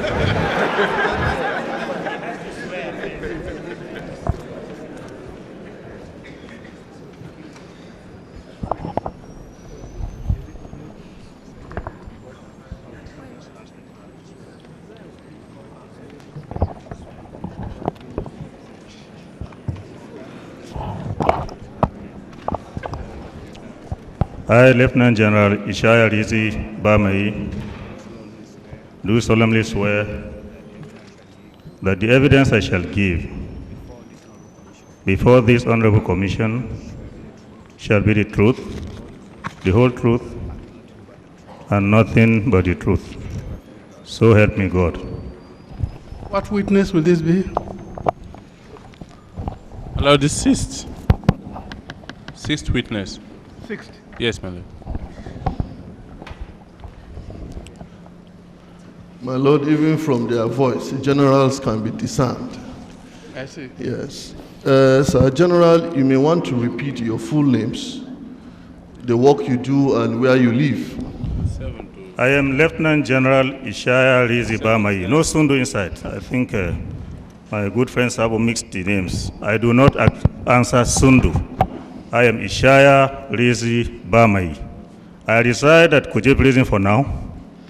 I'm a retired officer. Yes. Now, I just want us to go straight to the point. I have asked this commission to give us the opportunity for you to clear an issue.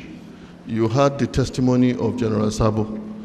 He has alleged that Ezego gave you a limousine, and the people who delivered the limousine on their way back had an accident and they all died. Now, these are very serious allegations. How would you react to what General Sabo has said? Well, let me first of all thank the Commission for granting me this opportunity. I know I'm coming back again to reply to 2 serious allegations on Abiola and the unfortunate falsehood spread on policy matters on the DIA case. I will therefore only want to answer. If it goes on with Abiola, I cannot, my Lord, because I'm going to submit. answer that and then the car. I'm going to submit a written paper. My Lord, in the first place, I want it to be known that I never knew Ezego. So the question of giving me a limousine does not even arise. I served for 33 years, my Lord, 35. Nobody can accuse me of stealing or receiving bribe. Sabo is very well aware of that because I know he would have come in here with documents to prove that as Chief of Army Staff, I was fraudulent. So in short, I never knew Ezego. I never received a car from anybody. All the soldiers mentioned here, I do not know them. As Chief of Army Staff, I don't take drivers from S&T. I have drivers permanently attached to me. So Sabo again is lying. Thank you.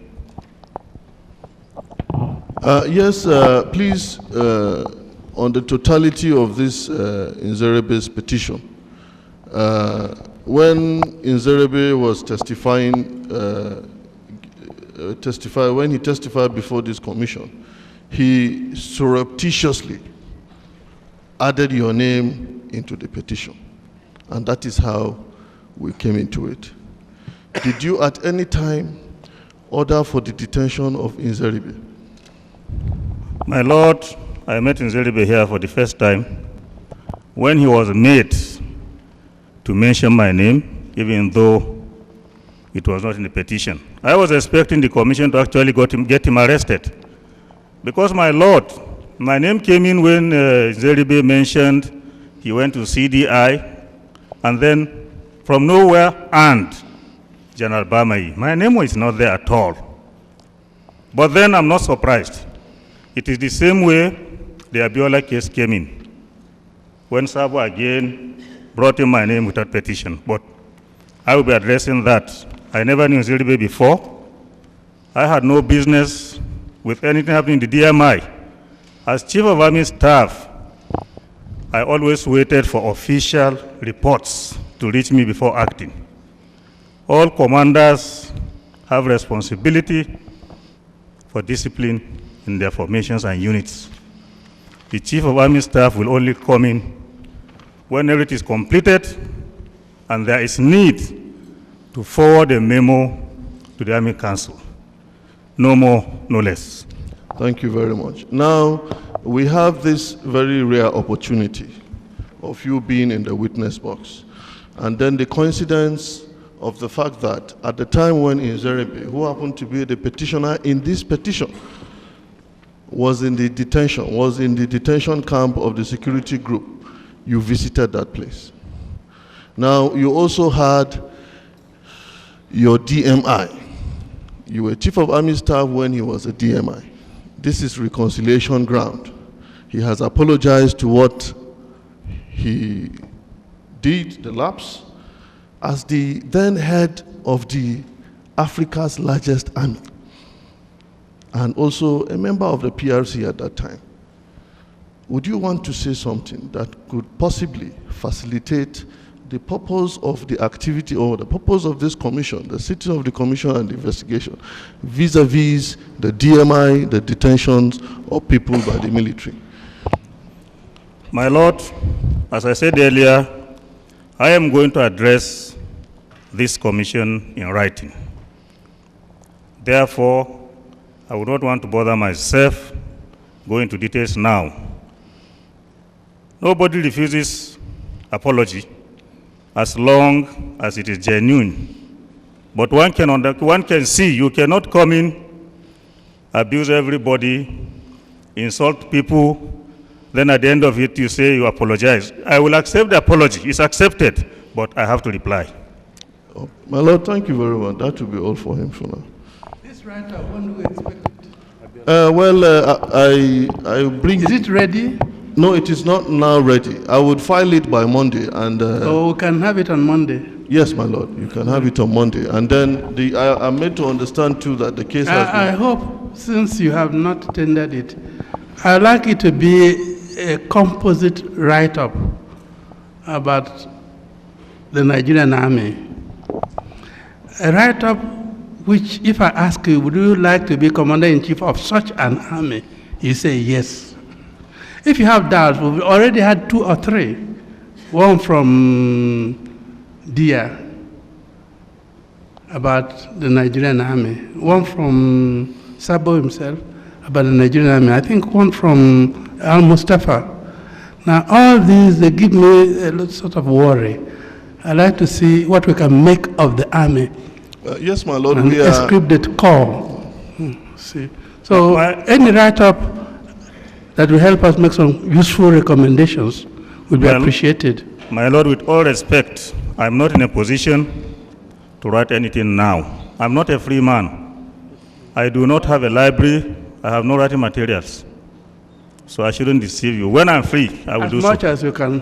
When I'm free, my lord, after the case, I will sit down without even requesting I have something to write. All right. Thank you, my lord. All right, thank you very much. Grateful, sir. So we postpone Yes, the my lord. handshakes. Okay, my lord. We'll postpone the handshakes at the appropriate time, to the Especially appropriate time, my you lord. use the word. But I will recommend that General Sabo bangs his leg and gives compliment rather. That is very normal. Thank you very much. When you always talk about bottom of the heart, I don't know where it is. He says it didn't come from the bottom of his heart. Well, my lord, sir, those of us who have been allowed to be pastors with due permission from the distinguished member, it is... Now, what we do, adjourn this to Monday? No, my lord, for this case, closed. This case has been closed. For the write-up? My lord, the write-up is in respect of Abiola and Dia Oh, it's case. Not for this case. All right, this then. case, we are applying that it should be formally closed, my lord. Are we allowed to cross-examine General Bamai? On what? What has he said you want to cross-examine? He's coming back. Yes. Okay, sir. Yes. Very well. If it is on record that we can take him on the issues.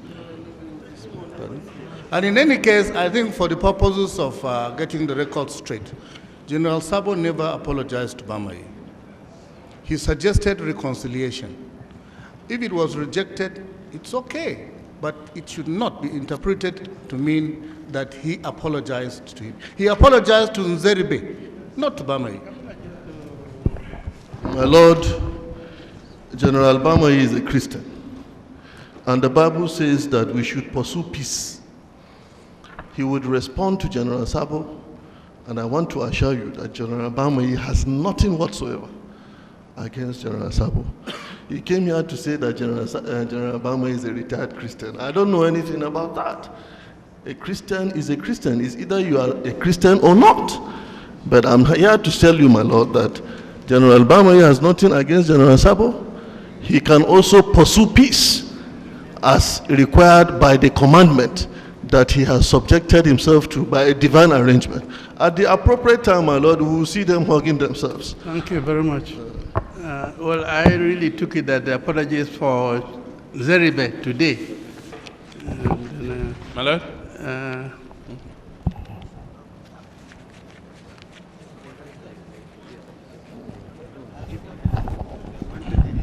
You know, I mean, all these apologies to Nzeribe, he probably deserves the apologies, but civilians must now be told. You know, my people say that one day the lion was very sick and couldn't go out hunting, and the goat went to greet the lion.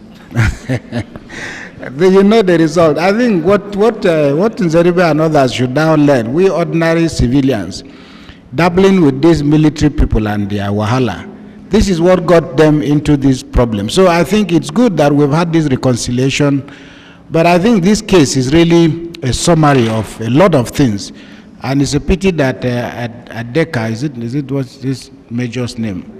Major Adeka. Major Adeka, yes. I hope that those who are watching, the big men under whom he serves, know that he is good material for DMI in future.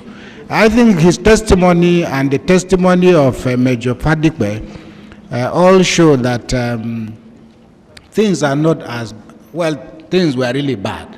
They're probably still bad. But I think the testimony of these young men and the generation they belong to should be a source of inspiration and confidence to us that all hope is not lost, and that we can gradually hope that the army its glory will be restored at some point. But as I said, what has become very clear in this case is the kind of complications that we get ourselves into when we try to use institutions of power to achieve all kinds of miniature agendas. So we hope that Chief Nzeribe has learned his lesson, and quite a lot of other people too. And we hope that when the day comes, General Sabo and General Bameye will, of course, indeed be able to face one another and tell the truth, and then embrace one another from there, and that YC Mekia will preside as Reverend YC Mekia. I will lay hands on them.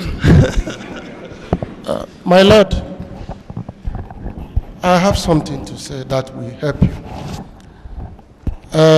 When Ezego was picked up, he was asked, what was the motivation for doing this at the DMI? I can name you all the officers who were present. He said, we caused his arrest and detention in police. As God will have it, the person who did that was there with us, and he told him point blank that he did it and that he was not even in good terms with me. I knew nothing about it. That was a reference to Colonel Idehere's statement. This was what he used to draw them into it. I never did. I've never written any petition against anybody. I decided not to respond to it because I don't like saying anything bad about the dead. So I want that issue to be well understood by Colonel Idehere and any other person so involved. I never victimized him, and I just regard his involvement in this. He was more or less a child of circumstance. He was used to settle the intricate balance or imbalance of power in the DMI at that material time. And that is reflected. I hope you take all the things you have gotten in this and use that to advise those who have the responsibility on what to do about the reformation of the Directorate of Military Intelligence. Now, how do you do the addresses in this case? You confine yourself to the petition, or do you go to the asides, the 2 or 3 asides, which really don't arise from the petition? My Lord, introduced by General Sabo. Yes. He first introduced it in Lagos. What are you going to do to confine yourself to the petition or to discuss other issues? My Lord, we are concerned with the petition of Only. Zeribe. Yes, my Lord. Yeah, well, if that is so, the address will be limited and short. Exactly. But if you go on a frolic to discuss the other issues, it will involve discussing the army. My Lord, we don't want to go into that. Yes. So confine your addresses to the petition, simpliciter. Yes, my Lord. In which case you play down on the evidence not affecting his petition. Yes, my Lord. All right. Within 3 weeks then, all the people who are involved in presenting addresses, within 3 weeks. My Lord, actually, the petitioner said here that he is actually satisfied with the apology issue so far. That he's not interested. We agree with the apology, but certain things may be commented arising out of the petition. We may then say that although they have settled, but certain things led to certain things. You just mentioned one of them now. Yes, my Lord. People being used as pawns in a chess game, you see. So within 3 weeks. Well, I'm very happy that we are now getting nearer our objective. But it's necessary really to fight first and then peace second. If you have peace first and war after, it's wrong. War first, then peace. So we have had a lot of evidence, and we are now appreciating the need for all of us to decide to live together. I see the council are together. Yeah, that's very good. We're already reconciling here. So I congratulate everybody. My Lord, may I just interject, my Lord? I think we are interested in assisting the Commission and the nation, indeed the nation, in appreciating the human and military problems, and indeed the political problems that confronted the army, particularly the military intelligence, including the pressures from within and outside, particularly the political pressures on that little group, and the role they played in detaining people, receiving detainees, and they were actually like they were a conduit pipe for many departments of government and other areas of security in the government. And to that extent, I think it will be necessary for us to prepare, at least General Sabo, to prepare a write-up on how he thinks these areas can be addressed in the future. Thank you, sir. Very good. Well, in one of my lectures, I talked about militarized politics and politicized military. Yes, sir. Militarized politics. That's right, sir. And politicized military. Both are bad for the nation. That's true, sir. Maybe you develop that thesis. Thank you very much, sir. Now that is that any more cases? No. Is that the end of the list? That's the end of the list. The end of the list. Now, on Monday, some students are coming. I don't know how you arrange it. You give them this or that. That. No, I know. So that we know where to. This way? All right. So, Commission will now rise and meet all of you again on Monday.